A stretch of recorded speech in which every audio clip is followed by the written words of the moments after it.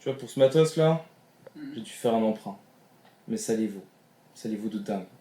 Résolution de 12 288 x 6480. Tu sais combien de mégapixels ça fait par image?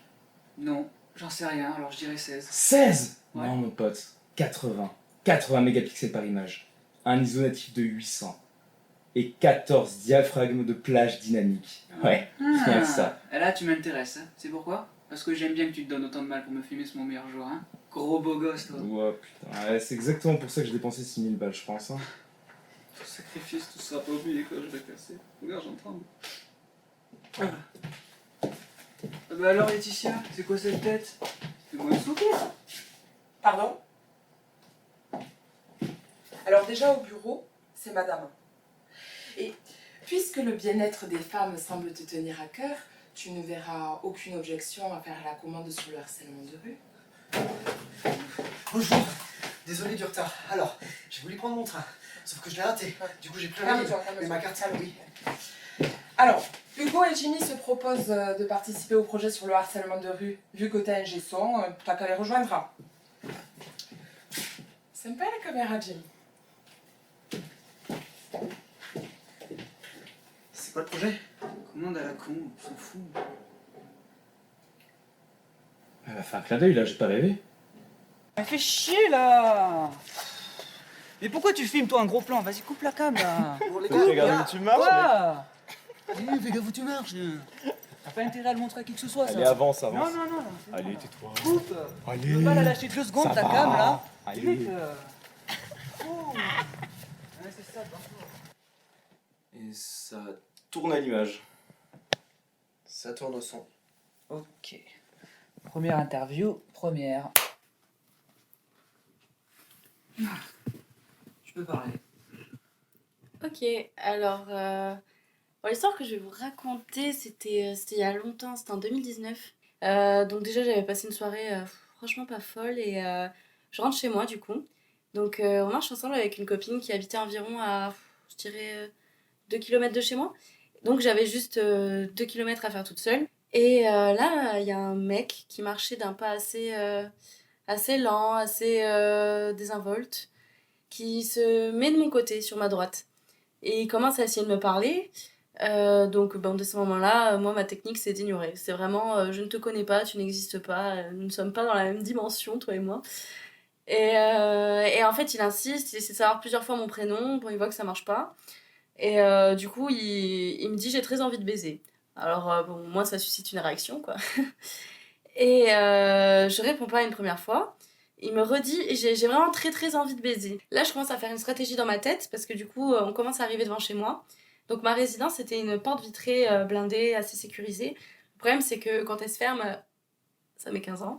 Donc je me suis dit, j'ai 2 options. Soit je continue de marcher, mais je sais pas trop vers où. Soit je prends le risque de rentrer chez moi, mais même s'il a de temps, s'il a vraiment 15 fois le temps de rentrer avec moi, et on va se retrouver bloqué dans le sas, et je vais me sentir un peu con. Donc je choisis quand même l'option de rentrer chez moi. Du coup, la manière la plus rapide que je peux, je rentre dans le sas et du coup, il y a un moment assez cocasse où je tire la porte de toutes mes forces comme ça et puis on se regarde, il y a ce regard vitreux un peu désabusé comme ça. Donc quand la porte se ferme et que c'est bon, il peut plus rien faire, je me sens hyper soulagée quoi, donc je me lâche, je lui fais un doigt d'honneur. Et là, le mec, il sort sa bite en fait. Il sort vraiment sa bite. Ça m'a marqué quand même. Ça m'a vraiment marqué parce que je me suis dit, mais ça me viendrait pas à l'esprit quoi.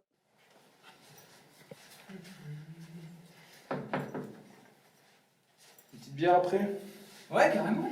Ouais, je vous suis. Là, j'aime bien. J'aime bien ça. Moi aussi. Bonjour. Je prenais le train, il était 18h42, le train démarre, et 10 minutes après, on s'arrête à une première gare. Et je sais pas pourquoi, mais la curiosité est apparue et je me suis demandé qui était monté derrière moi. Savoir que vraiment jamais je ne m'étais posé cette question. Et là, je me suis dit, bah, je vais regarder dans les reflets de la vitre.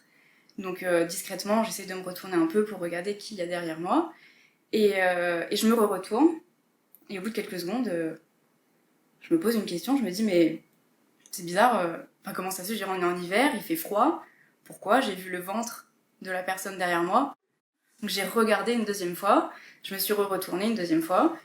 Et j'ai très vite compris pourquoi j'avais vu le ventre de cet homme, puisqu'il était en train de se masturber derrière moi. Dans ces situations-là, qu'importe la gravité, je pense que, surtout que là, bon, c'est peut-être une gravité un peu plus élevée que ce que j'ai pu vivre à d'autres moments dans d'autres problèmes de harcèlement de rue ou autre, mais je pense que c'est un enchaînement de tous ces petites agressions qui au final vont faire un cumul et qui vont peut-être avoir une certaine comment dire, une certaine importance sur ce qu'on ressent. C'est vrai que c'est compliqué parce qu'on peut pas non plus se dire que de parler ça va avoir une réaction et que ça va changer les choses, mais parfois une petite action engendre quelque chose de très grand et je pense que il faut que ça change juste. Et c'est très difficile de faire changer ça parce que ça arrive souvent, tout le temps. Et les gens qui font ça, bah ils continuent en fait parce qu'ils s'en fichent des actions que ça peut avoir sur nous. Et ils s'en rendent pas compte parce que c'est pas eux qui sont sur les réseaux sociaux à nous écouter et à se dire ok, je suis bizarre. Ils le savent pas en fait, et ils le sauront jamais, je pense, ils s'en rendront jamais compte. C'est pour ça que ça continue. Bah alors Hugo, qu'est-ce que c'est que cette tête? Tu me ferais pas un petit sourire? Alors les gros blaireaux, ça avance le harcèlement? Ouais, grave. Cool. Devinez qui c'est qui fait le projet de TF1 pendant que vous vous tapez des commandes de merde? Bon, Pierre, Franchement mec, ferme-la. Si t'es pas capable de comprendre ce qu'on est en train de faire là, je t'en supplie, barre-toi et fous-nous la paix. Ouais, c'est ce que tu le dis, ouais. Oui, Ouais, d'accord. va-t'en, Ouais. tu saoules. C'était bien envoyé ça. Donc je rentrais de cours et sur ce jour-là, j'ai croisé, je voyais quelqu'un au loin, un garçon au loin. J'ai vu qu'il commençait à marcher derrière moi quand je suis passée devant lui. Arrivé à la résidence, quand j'ai ouvert la porte, il était tout juste derrière moi, donc j'ai gardé la porte ouverte pour lui laisser la porte ouverte et pas lui fermer au nez parce que je me disais que c'était déplacé, même si je commençais à avoir peur. Donc j'ai commencé à prendre l'escalier, il a continué à me suivre et je savais que si j'allais directement dans mon appart qui est dans une sorte d'impasse de couloir, j'avais pas d'issue de secours. Et donc j'ai décidé de changer de chemin, d'aller jusqu'à l'autre escalier, sauf qu'il a continué à me suivre. Et donc j'ai accéléré le pas parce que je savais qu'il me suivait. Et donc je suis arrivée à l'autre cage d'escalier qui était plus fréquentée, sauf que on peut pas, c'est pas normal de prendre 2 escaliers différents sur le même trajet, ça n'a aucun sens. Donc il a bien compris que je savais qu'il me suivait. Et donc j'ai arrêté de marcher pour essayer d'écouter ce qu'il faisait, est-ce qu'il continuait à marcher, vers où il marchait, vers moi, vers l'extérieur, qu'est-ce qu'il faisait. Et d'un seul, j'ai entendu un énorme bruit, un énorme boucan dans tout le couloir. Et donc du coup il a commencé à courir, mais je ne savais pas vers quelle direction. Je ne savais pas s'il courait vers ma direction ou la direction opposée. Donc j'ai eu très très peur. J'étais tétanisée, je pouvais plus rien faire. Et quand j'ai compris que le bruit s'éloignait, j'ai commencé à descendre les escaliers pour essayer d'atteindre une sortie ou quelque chose. Et je l'ai vu prendre la sortie de secours et sortir de la résidence et faire comme si de rien n'était. Et donc j'étais sûre qu'il me suivait. C'est bon? Alors Laetitia, c'est quoi cette tête? Ouais, sourire. Pardon? Putain. Alors, aux horaires de bureau, c'est madame, hein? Tu veux le garder pour le montage final, ce plan? Des femmes semble être important pour toi. Tu ne verras pas d'objection à faire la commande pour le harcèlement de rue. Bonjour. Ouais, vas-y. J'ai raté mon train. Ouais, pas de problème. Hugo et Ginny se sont portés volontaires pour participer au projet sur le harcèlement. Comme ils ont besoin d'un ingé son.